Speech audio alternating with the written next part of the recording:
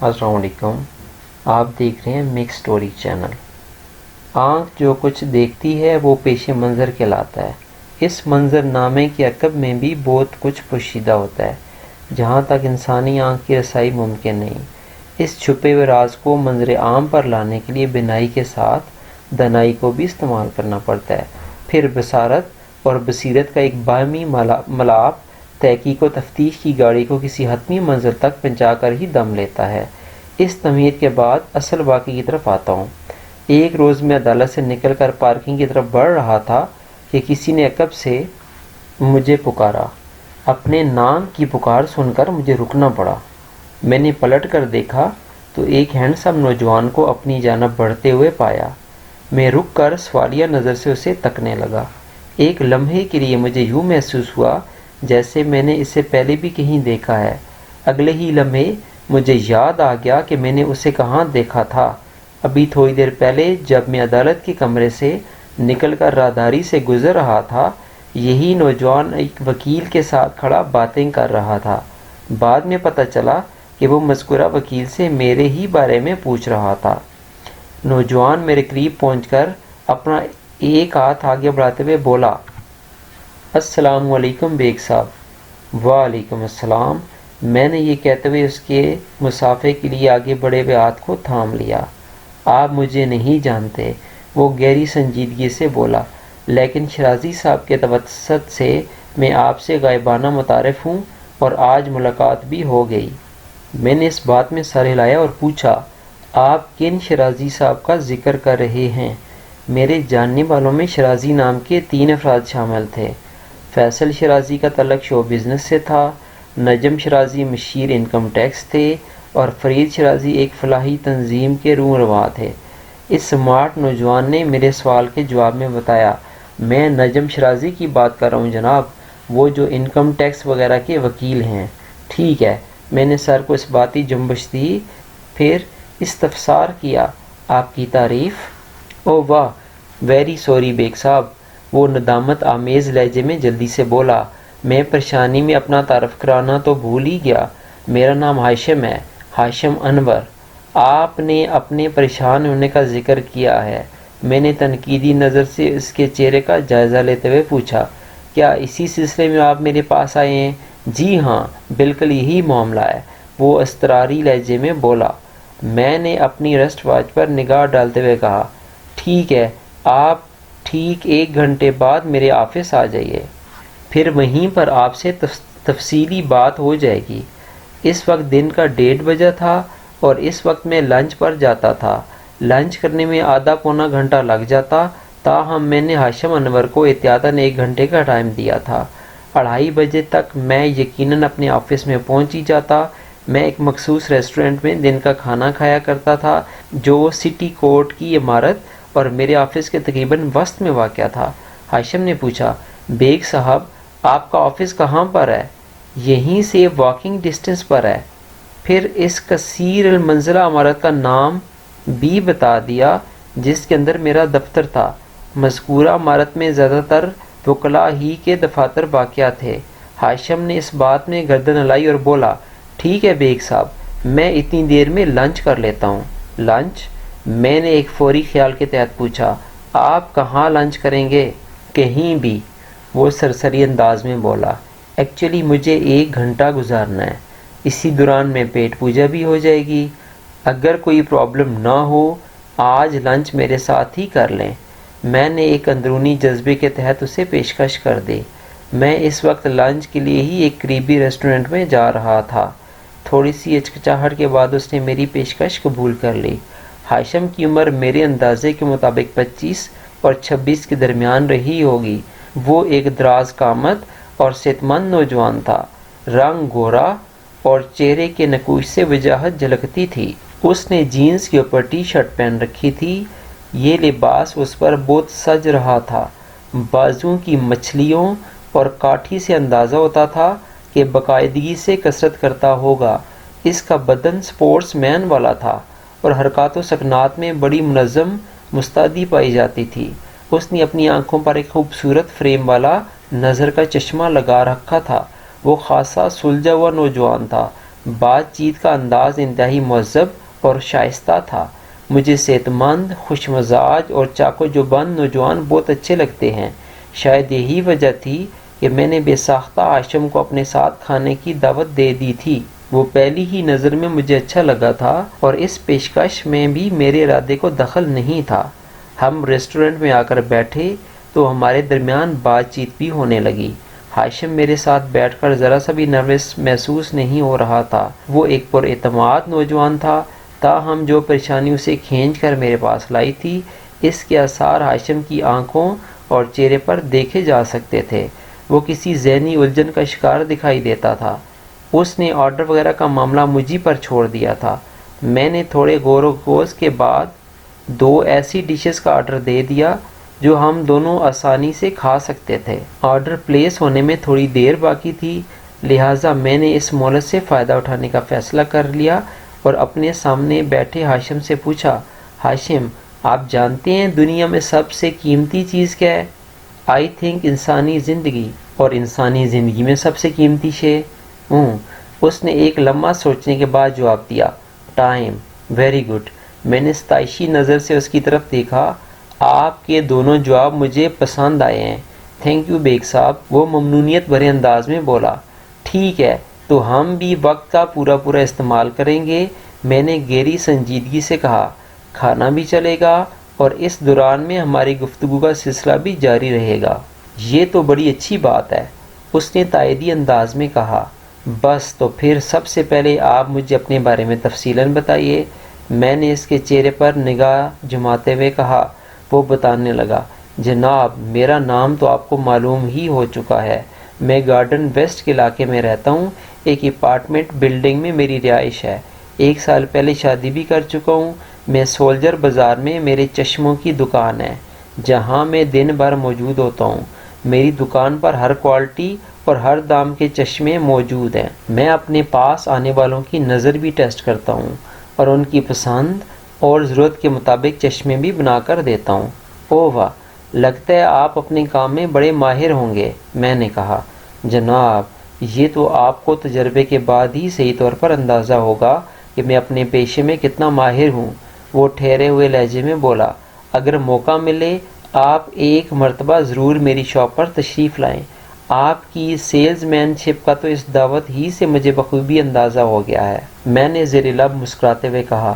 اور جہاں تک آپ کی دکان پر تشریف لے جانے کا تعلق ہے تو جناب میرے ساتھ قریب یا دور کسی بھی نوعیت کی ضعف النظری والا معاملہ تو ہے نہیں۔ البتہ سن گلاسز کا مجھے شوق رہا ہے، بلکہ شوق ہے۔ میں نے لمحاتی توقف کے ایک گہری سانس لی، پھر اضافہ کرتے ہوئے کہا، آپ کی شاپ پر اچھے سن گلاسز بھی ہوں گے؟ بالکل ہیں جناب، وہ بڑے وثوقی انداز میں سر کو حرکت دیتے ہوئے بولا۔ میرے پاس لوکل سن گلاسز بھی ہیں اور آپ جیسے باذوق لوگوں کے لیے میں نے برانڈڈ گلاسز بھی رکھے ہوئے ہیں۔ ٹھیک ہے، پھر تو آپ کی دکان کا ایک آدھ چکر لگانا ہی پڑے گا، میں نے کہا۔ وہ تشکرانہ انداز میں پلکیں چپکاتے ہوئے بولا، مجھے بہت خوشی ہوگی بیگ صاحب۔ میں نے فوراً اصل موضوع کی طرف آتے ہوئے کہا، ہاشم صاحب میں پچھلے 15 منٹ سے آپ کے ساتھ ہوں، لیکن میں نے دیکھا ہے آپ خاصے اطمینان کے ساتھ مجھے کمپنی دے رہے ہیں، جس سے میں نے اندازہ لگایا ہے کہ آپ کے ساتھ کوئی سنگین نوعیت کا واقعہ نہیں ہوا۔ کیا میں صحیح کہہ رہا ہوں؟ واضح رہے اس دوران میں ہمارا آرڈر پلیس کر دیا گیا تھا اور ہم نے کھانا شروع کر دیا تھا۔ اس نے میرے استفسار کے جواب میں کہا، آپ کسی حد تک درست فرما رہے ہیں۔ کسی حد تک کیا مطلب؟ میں نے چونک کر اس کی طرف دیکھا۔ مطلب یہ ہے، وہ وضاحت کرتے ہوئے بولا، یہ تو ٹھیک ہے، میں مطمئن نظر آتا ہوں، میرے چہرے سے وہ پریشانی اور گھبراہٹ ظاہر نہیں ہو رہی جتنا کہ معاملہ سنگین ہے اور تضاد کا بھی ایک سبب ہے بیگ صاحب۔ وہ چند لمحات کے لیے متوقف ہوا، ایک نوالہ منہ میں رکھا اور پھر اپنی بات مکمل کرتے ہوئے بولا، بیگ صاحب دراصل میرے ساتھ ایز سچ کوئی پرابلم نہیں ہے۔ پھر میں نے حیرت بھری نظر سے اس کی طرف دیکھا۔ میں اپنے ایک دوست کی پرابلم لے کر آپ کے پاس آیا ہوں، اس نے بتایا۔ میرا دوست عاطف ایک بہت بڑی مصیبت میں پھنس گیا ہے۔ اوہ واہ، میں ایک گہری سانس لے کر رہ گیا۔ میں اب تک یہی سمجھ رہا تھا کہ ہاشم اپنے کسی مسئلے کے لیے مجھ سے ملنے آیا ہے، یہ تو کوئی دوسرا ہی معاملہ نکل آیا تھا۔ اصل میں ہمارے درمیان گفتگو کی نوعیت کچھ ایسی رہی تھی کہ میں اندازہ نہیں کر پایا تھا مسئلہ اس کا ہے یا کسی اور کا۔ آپ کا دوست عاطف کس قسم کی مصیبت کا شکار ہو گیا ہے؟ میں نے تشویش بھرے انداز میں استفسار کیا۔ پولیس نے عاطف کو قتل کے الزام میں گرفتار کر لیا ہے، اس نے بتایا۔ عاطف نے کس کو قتل کر دیا ہے؟ میں نے پوچھا۔ میرا مطلب ہے اس پر کس کے قتل کا الزام ہے؟ اس کی بیوی ہما کے قتل کا الزام۔ اوہ واہ! میں ایک گہری سانس لے کر رہ گیا۔ میں جانتا ہوں عاطف ایسا انسان نہیں ہے، وہ گہری سنجیدگی سے بولا۔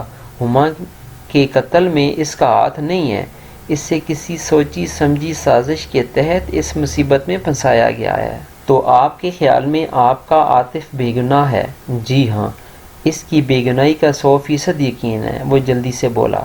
اس یقین کا کوئی ٹھوس ثبوت بھی ہے آپ کے پاس؟ نہیں جناب، یہ میرے دل کی گواہی ہے۔ عدالت دل کی گواہی اور اس قسم کے جذباتی معاملات کو کوئی اہمیت نہیں دیتی ہاشم صاحب، میں نے اس پر واضح کرتے ہوئے کہا۔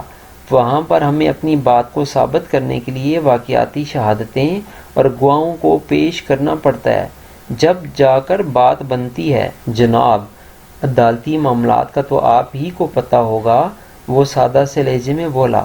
میں عاطف کو پچھلے 15 سال سے جانتا ہوں، جب وہ ہماری اپارٹمنٹ بلڈنگ کے قریب ہی ایک بستی میں رہتا تھا۔ میرا تجربہ بتاتا ہے کہ وہ ایسا نہیں ہے جیسا اسے اس کیس میں ظاہر کیا جا رہا ہے۔ وہ ہما کو معمولی سی تکلیف ہی پہنچانے کے بارے میں نہیں سوچ سکتا، چہ جائے کہ قتل۔ آپ نے بتایا کہ ملزم عاطف پہلے آپ کے گھر نزدیک ہی کسی بستی میں رہتا تھا۔ میں نے کھانے کو اختتام کی طرف لاتے ہوئے کہا، کیا اب وہ کہیں اور شفٹ ہو چکا ہے؟ جی ہاں، وہ شادی کے بعد سولجر بازار کے علاقے میں منتقل ہو گیا تھا۔ آپ کے دوست کی شادی کتنا عرصہ پہلے ہوئی تھی؟ لگ بھگ 1 سال پہلے۔ ہما کے قتل والا واقعہ کہاں پیش آیا ہے؟ میں نے پوچھا۔ ان کے فلیٹ پر، ہاشم نے جواب دیا۔ سولجر بازار والے فلیٹ پر؟ اوہ واہ! میں نے ایک بوجھل سانس خارج کی اور کھانے سے ہاتھ کھینچ لیا، پھر پوچھا، یہ کب کا واقعہ ہے؟ 2 دن پہلے کا۔ 2 دن؟ میں نے زبانی حساب لگاتے ہوئے کہا۔ آج 19 اگست ہے، اس کا مطلب یہ ہوا کہ ہما کو 17 اگست کو قتل کیا گیا ہے۔ جی آپ بالکل ٹھیک کہہ رہے ہیں، اور اس کا ایک مطلب یہ بھی ہے، میں نے سوچ میں ڈوبے ہوئے لہجے میں کہا، کہ اس وقت آپ کا دوست عاطف عدالتی ریمانڈ پر پولیس کسٹڈی میں ہوگا۔ جی ہاں، اس نے ایک مرتبہ پھر اس بات میں گردن ہلائی اور بتانے لگا۔ 17 اگست کی دوپہر میں یہ واقعہ پیش آیا تھا اور اسی روز پولیس نے اسے گرفتار بھی کر لیا تھا۔ اگلے روز یعنی گزشتہ کل پولیس نے عاطف کو عدالت میں پیش کر کے اس کا ریمانڈ حاصل کر لیا تھا اور اب وہ تھانے میں بند ہے۔ کون سے تھانے میں؟ میرے سوال کے جواب میں اس نے متعلقہ تھانے کا نام بتا دیا۔ پولیس نے کتنے دن کا ریمانڈ حاصل کیا ہے؟ میں نے پوچھا۔ اس نے جواب دیا، 7 دن کا۔ ملزم عاطف کے کوئی بچے وغیرہ؟ نہیں بیگ صاحب، اس نے بتایا، ابھی تک ان کی کوئی اولاد نہیں ہوئی تھی۔ ایک بات میری سمجھ میں نہیں آئی، میں نے اپنی الجھن کو بیان کرتے ہوئے کہا، عاطف کے ورثاء میں سے کوئی آپ کے ساتھ نظر نہیں آ رہا، اس کی کوئی خاص وجہ؟ جی، اس کی خاص وجہ ہے۔ اس نے اس بات میں گردن ہلائی۔ میں جب ویٹر کو بل کی رقم ماہ اس کی ٹپ کی ادا کرنے لگا تو ہاشم نے میرا ہاتھ پکڑ لیا اور جلدی سے اپنا والیٹ نکالتے ہوئے بولا، آپ نہیں بیگ صاحب، کھانے کے پیسے میں دوں گا۔ سوال ہی پیدا نہیں ہوتا ہاشم صاحب، میں نے قدرے سخت لہجے میں کہا۔ پلیز بیگ صاحب۔ وہ والیٹ کھول کر اس میں سے رقم نکالنے لگا۔ میں نے پوچھا، ہاشم، اس ریسٹورنٹ میں آپ میرے ساتھ آئے ہیں یا میں آپ کے ساتھ آیا ہوں؟ ظاہر ہے آپ مجھے اپنے ساتھ لے کر آئے ہیں۔ کھانے کی پیشکش میں نے آپ کو کی تھی یا آپ نے مجھے، یا پھر آپ ہی نے دی تھی؟ تو بس پھر ثابت ہو گیا، اس لنچ پر میں آپ کا میزبان اور آپ میرے مہمان تھے۔ میں نے زیر لب مسکراتے ہوئے کہا، لہٰذا کھانے کا بل بھی میں ہی دوں گا۔ اس وضاحت کے بعد ہاشم نے کوئی مزاحمت نہ کی اور ہم مذکورہ ریسٹورنٹ سے باہر نکل آئے۔ تھوڑی دیر کے بعد میں ملزم کی ہمدرد دوست ہاشم کے ساتھ اپنے چیمبر میں بیٹھا ہوا تھا۔ وہاں ریسٹورنٹ میں نے آپ سے ملزم کی ورثاء کے حوالے سے ایک سوال کیا تھا۔ میں نے گفتگو کے منقطع سلسلے کو بحال کرتے ہوئے کہا، اور آپ مجھے کوئی خاص وجہ بتانے والے تھے؟ جی بیگ صاحب، وہ بڑی رسان سے بولا، عاطف کا کوئی عزیز رشتہ دار آپ کو اس لیے میرے ساتھ نظر نہیں آ رہا کہ وہ اس دنیا میں بالکل اکیلا ہے۔ کیا مطلب؟ میں چونک اٹھا۔ عاطف 4-5 سال کا تھا کہ اس کے والد کا انتقال ہو گیا۔ وہ وضاحت کرتے ہوئے بولا، اس کی والدہ نے ماں اور باپ بن کر اسے پالا ہے۔ جب وہ نوجوان ہوا تو اس کی والدہ بھی چل بسیں۔ وہ کسی دماغی مرض میں مبتلا ہو گئی تھیں۔ 1-1.5 سال علاج رہنے کے بعد اسپتال ہی میں ان کا انتقال ہو گیا تھا۔ اب اس بات کو بھی کم و بیش 5 سال کا عرصہ ہو گیا ہے۔ وہ سانس ہموار کرنے کے لیے متوقف ہوا، پھر اپنی بات مکمل کرتے ہوئے کہا، دور کا کوئی رشتہ دار اس دنیا میں موجود ہو تو میں کہہ نہیں سکتا۔ عاطف کی زبانی کبھی میں نے ایسا ذکر نہیں سنا۔ میں نے ایک شفاف حقیقت کی طرف توجہ دلاتے ہوئے ہاشم سے کہا، آپ کا دوست قتل کے ایک مقدمے میں بطور ملزم نامزد ہو چکا ہے۔ آپ کو کچھ اندازہ بھی ہے کہ اس کے کیس کی عدالتی کارروائی کے دوران میں کتنے اخراجات ہو سکتے ہیں؟ میں کسی اکاؤنٹ کا درست اندازہ قائم نہیں کر سکتا بیگ صاحب، ہاشم نے کندھے اچکاتے ہوئے جواب دیا، لیکن مجھے یہ ضرور پتہ ہے آپ کی فیس کے علاوہ دیگر عدالتی اخراجات بھی ہوں گے، اور یہ تمام اخراجات کون برداشت کرے گا؟ میں نے اس کی آنکھوں میں دیکھتے ہوئے گہری سنجیدگی سے کہا، بقول آپ کے ملزم کے آگے پیچھے تو ہے ہی کوئی نہیں، کہیں آپ کے ذہن میں یہ نہیں ہے کہ اس سلسلے میں ملزم کے سسرال والے اس کی مالی اور اخلاقی مدد کریں گے؟ نہیں جناب، اس کا تو کوئی سوال ہی نہیں پیدا ہوتا، وہ نفی میں گردن ہلاتے ہوئے بولا۔ وہ لوگ اس کیس میں مخالف پارٹی ہیں۔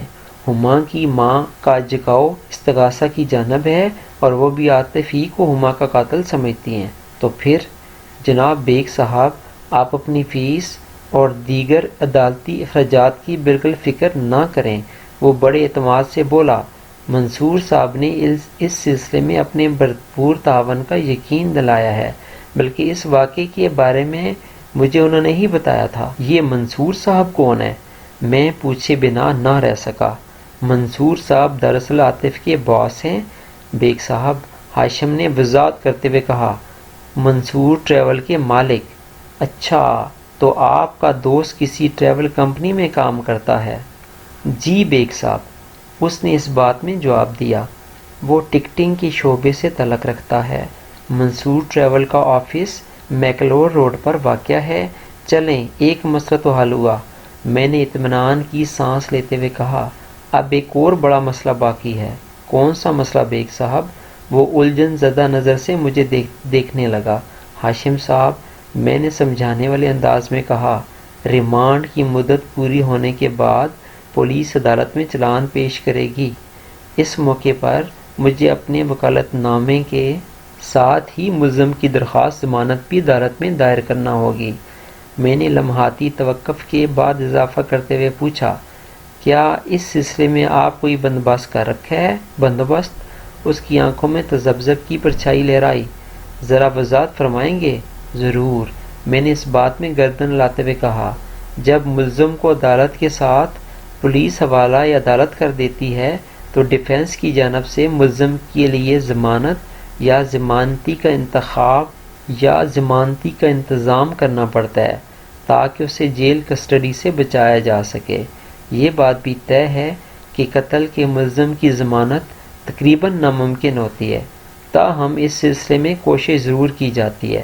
میں سانس لینے کے لیے متوقف ہوا، پھر اپنی وضاحت مکمل کرتے ہوئے کہا، شخصی ضمانت کو ضمانتی یا ضامن بھی کہتے ہیں، جو یقیناً کسی نہایت ہی معزز اور معاشی طور پر خوشحال شہری کی صورت میں عدالت کے لیے قابل قبول ہوتا ہے، اور اگر ملزم کی ضمانت کے لیے کوئی ایسی معتبر سماجی شخصیت میسر نہ ہو تو پھر سکہ راج الوقت کام آتا ہے۔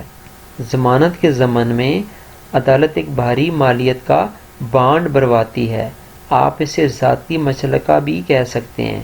مجھے اس بارے میں آج سے پہلے کوئی آئیڈیا نہیں تھا بیگ صاحب، وہ صاف گوئی کا مظاہرہ کرتے ہوئے بولا۔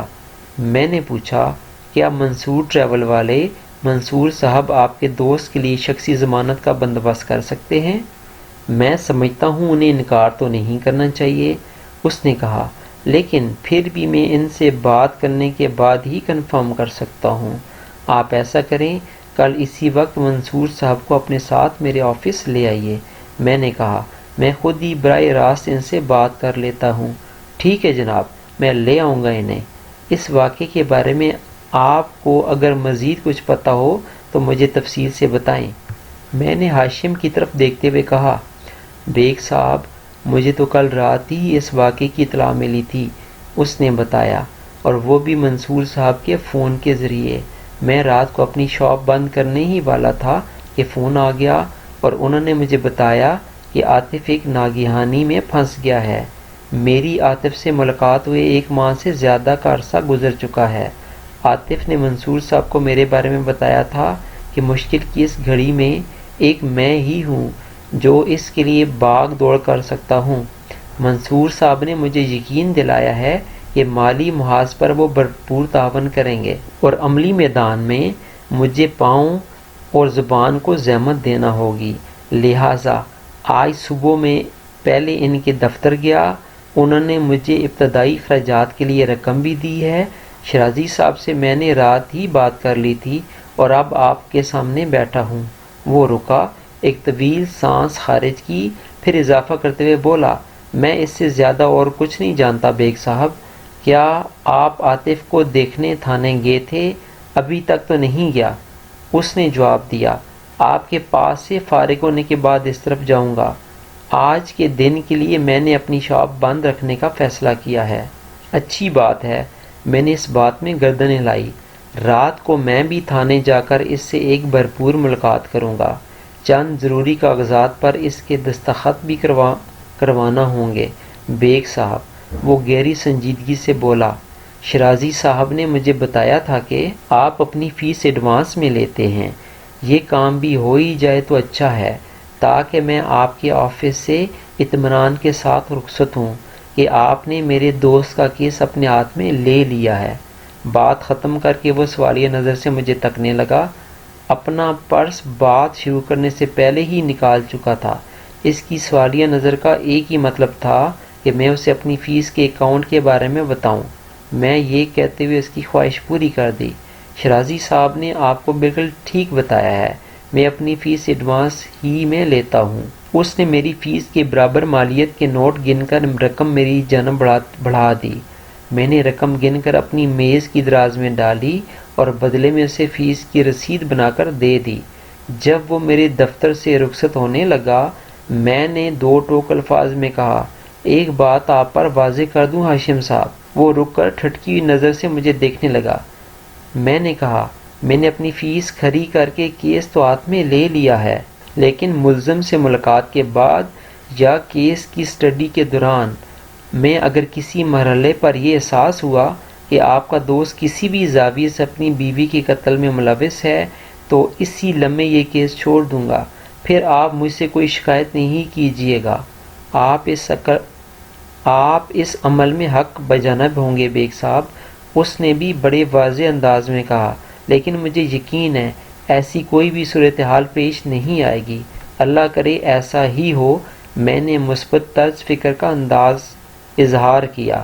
اس نے میرا شکریہ ادا کیا، بڑی گرم جوشی کے ساتھ مجھ سے مصافحہ کیا، پھر آئندہ روز آنے کا وعدہ کر کے رخصت ہو گیا۔ میں نے اسی رات دفتری مصروفیات سے نمٹنے کے بعد اپنی گاڑی کو متعلقہ تھانے پہنچا کر ملزم عاطف سے ایک بھرپور ملاقات کر لی اور مجھے جن قانونی کاغذات پر اس کے دستخط کی ضرورت تھی وہ بھی کروا لیے۔ ان کاغذات میں سر فہرست تو میرا وکالت نامہ اور ملزم کی درخواست ضمانت تھی۔ اس بات کا پہلے بھی درجنوں بار کبھی مختصر اور کبھی تفصیلاً احوال بیان کیا جا چکا ہے کہ عدالتی ریمانڈ پر پولیس کی کسٹڈی میں ملزم سے ملاقات ناممکن نہیں تو مشکل ضرور ثابت ہوتی ہے۔ بہرحال کبھی قائد عوام بانی پاکستان اور کبھی دھونس دھمکی کی جھلک دکھا کر یہ کام بھی کر ہی لیا جاتا ہے۔ اس رات بھی میں نے کسی نہ کسی طرح ملزم عاطف سے ایک تسلی بخش ملاقات کر لی تھی۔ کہانی کے واقعات کو آگے بڑھانے اور اس کیس کو عدالت میں لے جانے سے پہلے میں آپ کو وقوع کے پس منظر سے آگاہ کر دینا ضروری سمجھتا ہوں تاکہ عدالتی کارروائی کے دوران میں کسی بھی مرحلے پر آپ کا ذہن الجھن کا شکار نہ ہو۔ ان میں سے بیشتر باتیں تو مجھے ملزم، جو کہ اب میرے موکل کی حیثیت اختیار کر چکا تھا، کی زبانی پتہ چلی تھیں، اور کچھ اہم باتیں میں نے اپنی ریسرچ اور ہاشم انور کے تعاون سے بعد میں معلوم کر لی تھیں۔ میں کسی تفصیل میں جائے بغیر سوائے چند اہم باتوں کے ان کا تمام خلاصہ آپ کی خدمت میں پیش کرتا ہوں۔